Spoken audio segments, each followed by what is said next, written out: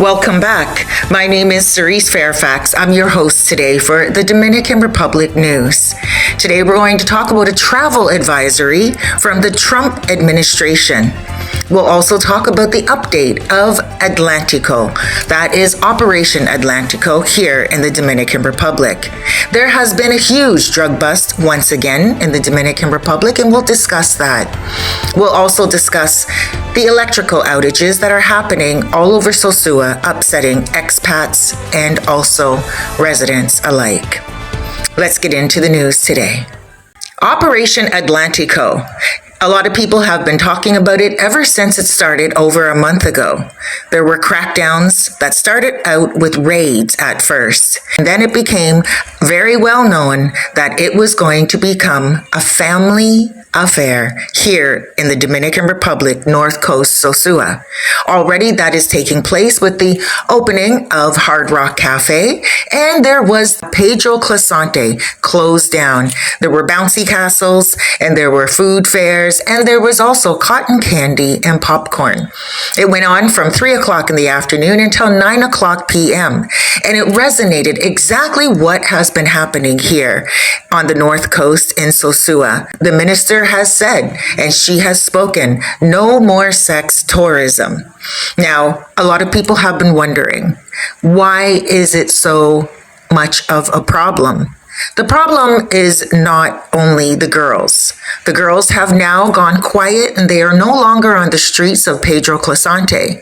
They actually have been migrating to cabaret and restaurants located around Sosua.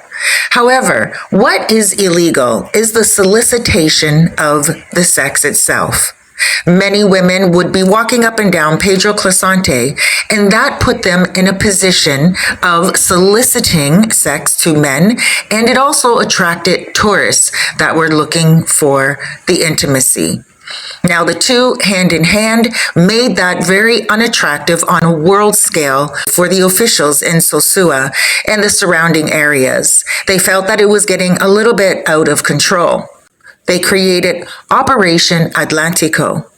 With that being said, it has been full force. Now they are continuing.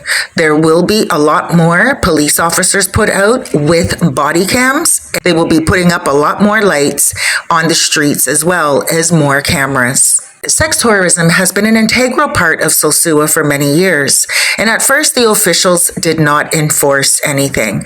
But it was with the exploitation of the working ladies that started to raise concern for the officials and the politicians.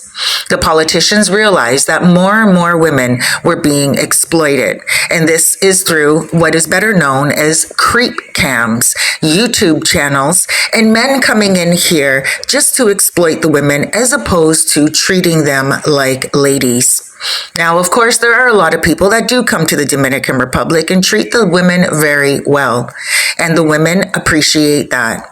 However, in more recent years, there has been the exploitation of women, more specifically on YouTube channels. American travel to the Caribbean destinations with the Dominican Republic now under a level 2 travel advisory, urging Americans to exercise increased caution.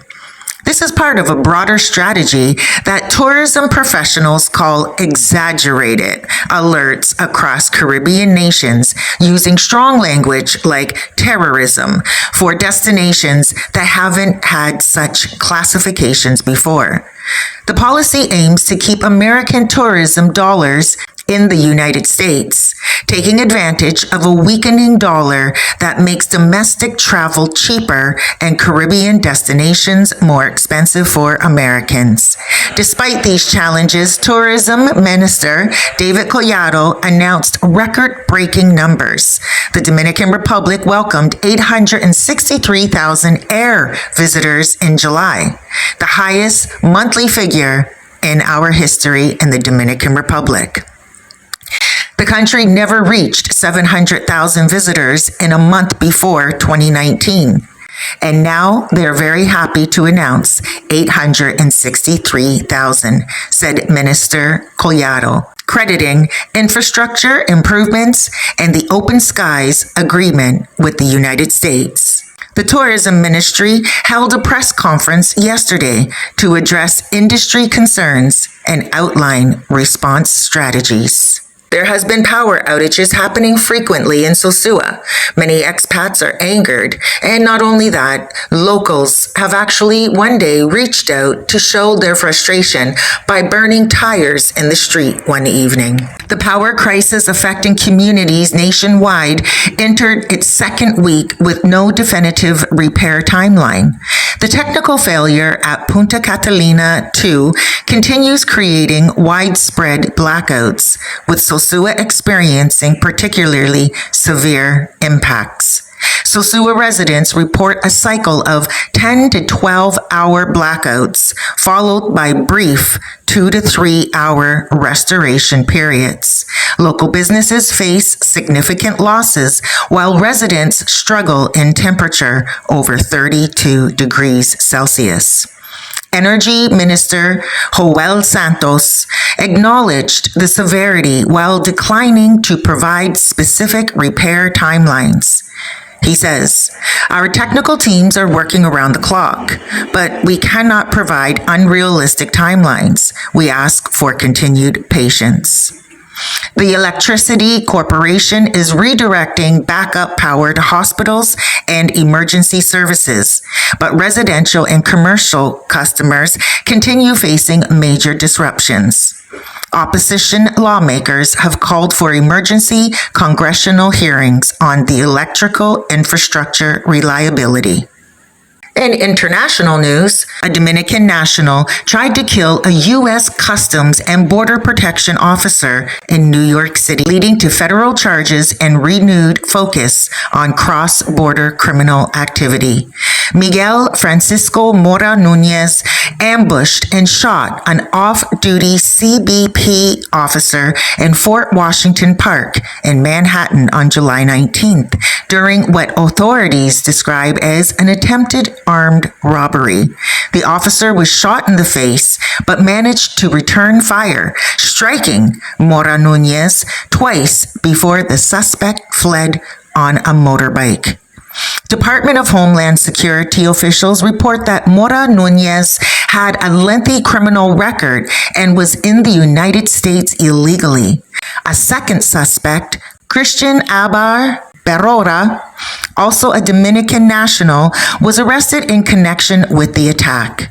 The injured CBP officer is recovering from his wounds. Homeland Security Secretary Kristi Noem visited the officer in the hospital and used the incident to criticize sanctuary city policies. Both suspects face federal charges in the Southern District of New York for the shooting of the federal law enforcement officer. The case highlights ongoing concerns about criminal activity involving individuals who have illegally entered the United States and the risks faced by law enforcement personnel even when off-duty. Now let's discuss Sosua Beach renovation progress. There has been a lot going on Sosua Beach with the demolition of a lot of the casitas, but they're still bulldozing and moving farther ahead and on time. Despite power challenges, infrastructure development continues with significant progress on the Sosua Beach reorganization project. The government's 6 million peso investment has reached a critical phase, with demolition of illegal structures within the 60-meter coastal protection zone now complete. The Ministry of Tourism's Infrastructure Committee has surveyed and registered 208 commercial premises within the regulated beach area. The reorganization balances environmental protection with commercial viability, creating a more organized beach environment while ensuring existing businesses operate within proper legal frameworks. Tourism officials predict the renovated beach will enhance visitor experiences and support increased commercial activity in compliance with environmental regulations. Project completion is scheduled for early 2026, with visible improvements continuing throughout 2025. Over 18,000 Haitians have been deported from the Dominican Republic. We have first ever a female minister who is very serious about helping the country rise and grow. Minister of Interior and Police Farid Rafoul continues addressing multiple security challenges as the Dominican Republic's first female minister to hold this key cabinet position since taking office in 2024. The minister recently announced significant deportation operations, reporting 18,000 Haitian deportations completed in just 16 days as part of ongoing border security enforcement. This represents one of the largest deportation operations in recent years. Minister Rafoul has also highlighted positive security trends, presenting studies showing the Dominican Republic maintains the lowest homicide rate in the Caribbean region. These statistics contrast with higher crime rates in neighboring countries. In her efforts to strengthen citizen security, Minister Rafoul conducted an official visit to El Salvador to study their acclaimed citizen security model, aiming to identify best practices for Dominican security challenges.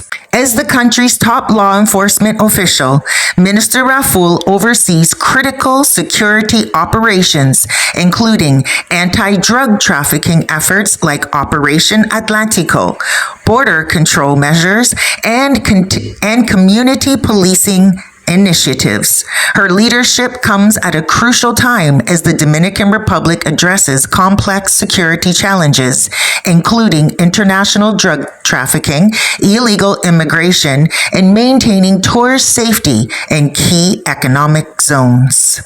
Carambella Ranch Horse Leasing Program. There's a brand new program if you are interested in riding horses or if you're just interested in taking care of one and also being loved by one. Right now, there's a brand new project that is being launched. Carambola, an innovative North Coast program, helps expatriates connect with Dominican culture through their national horse breed. Carambola Ranch launched a horse leasing program featuring the Paso Higuiano, officially recognized as the Dominican Republic's national horse. The program offers cultural education about these animals, representing centuries of Dominican equestrian tradition. Program Director Christine McLean explains, "This is cultural education through hands-on experience with living Dominican heritage."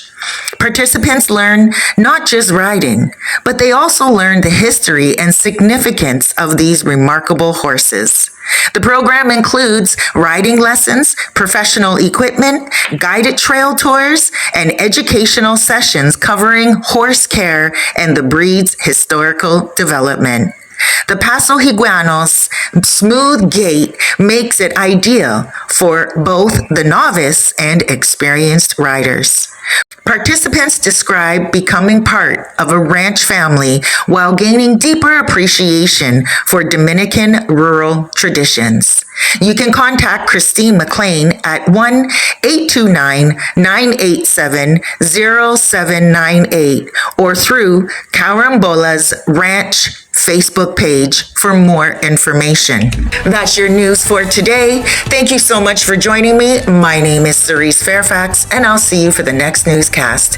Make sure you join me on my channel. Don't forget to subscribe, hit that like button, and check out the other channels that I have on YouTube. I have one about entertainment, and I have another one about true crime.